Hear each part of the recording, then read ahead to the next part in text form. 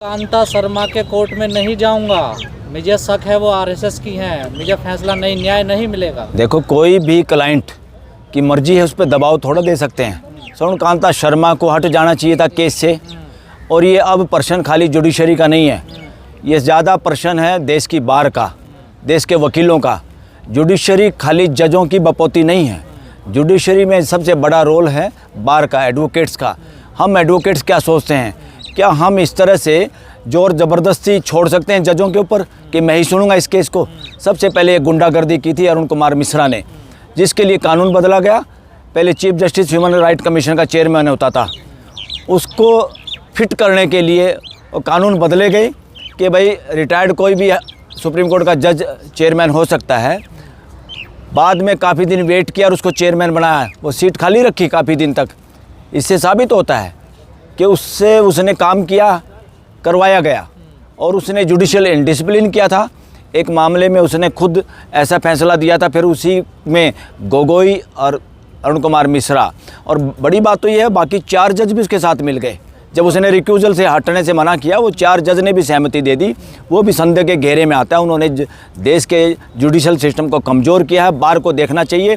और स्वर्ण कांता के शर्मा के मामले में भी यही, बार को स्टैंड लेना चाहिए इसमें। यहाँ बात केजरीवाल की नहीं है। बार के स्टैंड ले सकती है इसमें। बार रिजोल्यूशन पास करती है, हाई कोर्ट बार एसोसिएशन कि आप रिक्यूजल करिए, रिजोल्यूशन पास कर सकती है। ऐसे तो न्यायपालिका की साख पे दाव लग जाएगा, हर कोई खड़ा हो जाएगा। हर कोई कैसे, हर कोई कैसे खड़ा होगा भाई?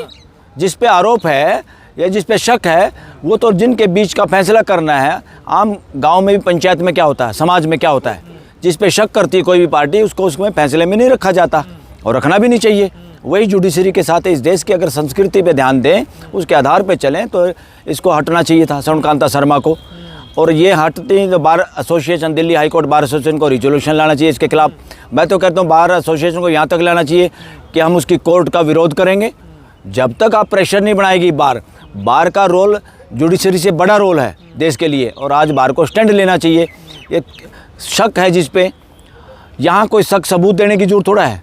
जज पे जो शक है, कितनों के बच्चों को इतने 1000 केस मिले हैं इस उम्र में, कितनों के बच्चों को पैनल मिला है, जजों को बच्चों को छोड़ के। जितने लोग सरकारी पैनल में, ध्यान दो, किन के बच्चे हैं वो ब्यूरोक्रेसी वालों के बच्चे हैं, जजों के बच्चे हैं, उनके रिश्तेदारों के बच्चे हैं। आम घरों का बच्चा कोई पैनल में भी आ जाता है, उसको केस नहीं मिलते। कितने केस मिले हैं, उसकी कितनी योग्यता है, कितने 1000 केस मिले उसको, क्या वो उनको केसों में अपीयर हुआ, खुद आर्गू करने की अक्षमता है उसकी उन केसों में? तो इससे साबित होता है पैसा गया उसके बेटे के घर में। किसकी वजह से गया? उसकी माँ की वजह से गया, क्योंकि वो इसके अधिवक्ता परिषद के प्रोग्राम में जाती है, और अधिवक्ता परिषद तय करती है पैनल में कौन जाएगा। अधिवक्ता परिषद तय करती है कौन जज बनेगा। अधिवक्ता परिषद तय करती है कि किसको कैसे केस मिलेंगे। तो हिम्मत कहाँ है? सॉलिसिटर जनरल की कहाँ हिम्मत है अधिवक्ता परिषद को इग्नोर करें? क्या इनके दोनों बेटे इसी वजह से पैनल? हाँ, मेजोरिटी एडवोकेट से पूछे तो इसी वजह से हैं, जो केजरीवाल भी आरोप लगा रहे हैं। और क्या, आरोप सही है बिल्कुल, और उसे हट जाना चाहिए था भाई। आप क्यों डिसाइड करना चाहते हो इस केस को, इसी केस को? और दुनिया भर के केस आपके सामने हैं, उनको डिसाइड कर लो। और इसमें चीफ जस्टिस को चाहिए था, वहाँ के दिल्ली हाई कोर्ट वाले को, उसको खुद चेंज कर देना चाहिए था। उन्होंने वापिस उन्हीं को पास भेज दिया। जैसे कोई जज सुपर चीफ जस्टिस है, जब मास्टर ऑफ रोस्टर आप हैं, आपके सामने शिकायत भेजी है, आपको जुडिशियल साइड से भी डिसाइड करना चाहिए, एडमिनिस्ट्रेटिव साइड से भी डिसाइड करना चाहिए था केजरीवाल की एप्लीकेशन को। साहिबा भी क्यों जिद पे अड़ी हुई है इस केस को? गलत है ना। ऐसे ही अरुण कुमार मिश्रा अड़ा हुआ था, और उसने लैंड एक्विजिशन एक्ट का बेड़ा गर्क किया, और आज उस लैंड एक्विजिशन को बड़े बेंच द्वारा गठित करके फैसला करने की जरूरत है। मैं ये मांग करता हूँ, क्योंकि एक मंदिर के चक्कर में, तो एक केरल के एक मंदिर के चक्कर में 9 जज बेंच बनाए बैठे हैं सबरीमाला मंदिर में, जिनके रीति रिवाजों ने डिस्क्रिमिनेशन किया देश के साथ और महिलाओं के साथ। कौन सा है भाई वो ऐसा भगवान जो ब्रह्मचारी है, जो औरतों के जाते उसका ब्रह्मचर्य टूटता है, फिर वो ब्रह्मचारी है, विघनचारी है? ये बात को साबित करता है। आप उसको, जिसकी मूर्ति लगाए बैठे हैं, जिस मंदिर की आप बात कर रहे हैं, उसको भी कमजोर करते हैं अपने भगवान को। है ना, देखिए एक परंपरा चली आ रही है, उसको परंपरा तोड़नी पड़ेगी। परंपरा तो दास प्रथा की परंपरा थी, सती प्रथा की परंपरा थी, बाल विवाह की परंपरा थी। तोड़ी कि नहीं तोड़ी? तो संविधान ऊपर है। कोई ऐसी परंपरा नहीं जो मानवीय अधिकारों के, मानवता के खिलाफ हो। उस परंपरा को इग्नोर करना पड़ेगा और करना चाहिए। ऐसी परंपराओं को जो पूरी मानव जाति को जोड़ने की बजाय तोड़ते हैं, उनको जूते मारने की जरूरत है। तो क्या वकील साहब को ऐसा कानून है कि अगर किसी जज के किसी यहाँ मेरा जूते मारने का मतलब उनको इग्नोर करना पड़ेगा, उनको कानूनी दृष्टि से भी इग्नोर करना ऐसा पड़ेगा। कानून रूल है, अगर किसी जज के किसी से संबंध है, रिलेशन है, तो क्या वो केस नहीं लड़ सकते, तो दूसरी बेंच को ट्रांसफर? यस, लड़ना नहीं चाहिए, लड़ नहीं सकते आप। आपको कैसे बढ़ाएंगे भाई? आदमी अपनी चोरी बचाने के लिए आया, उस चोरी में किसी जज का शामिल है किसी न किसी रूप में, उस चोर से रिलेशन है या किसी और जानकारी है, खुद ही हटना चाहिए भाई।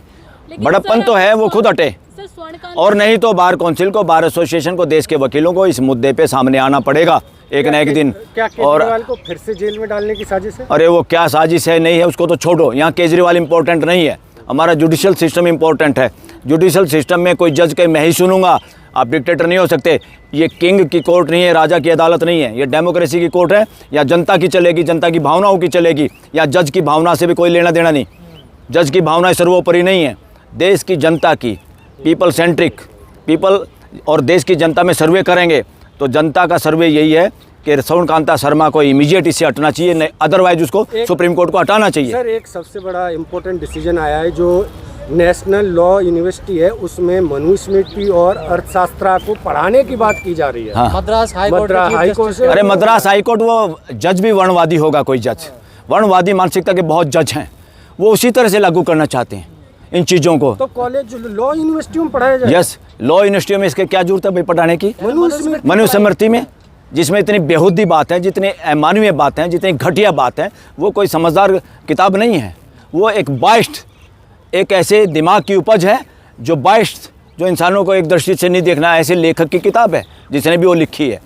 वो मन गढ़ंत और फ्रॉड किताब है। जो बात जज कह रहे हैं वही बाबा कह रहे थे, तो सेम हो गए ना, कोई पढ़े लिखने और क्या, मतलब ऐसा जज हो चाहे बाबा हो, सबका विरोध करने की जरूरत है और करना पड़ेगा। संविधान के खिलाफ जो भी बात करता है, चाहे वो जज भी है, उसका विरोध करना भी लाजमी है और ज़रूरी है। ये कुकर्मी लोग हैं, वर्णवादी मानसिकता के लोग कुकर्मी लोग हैं।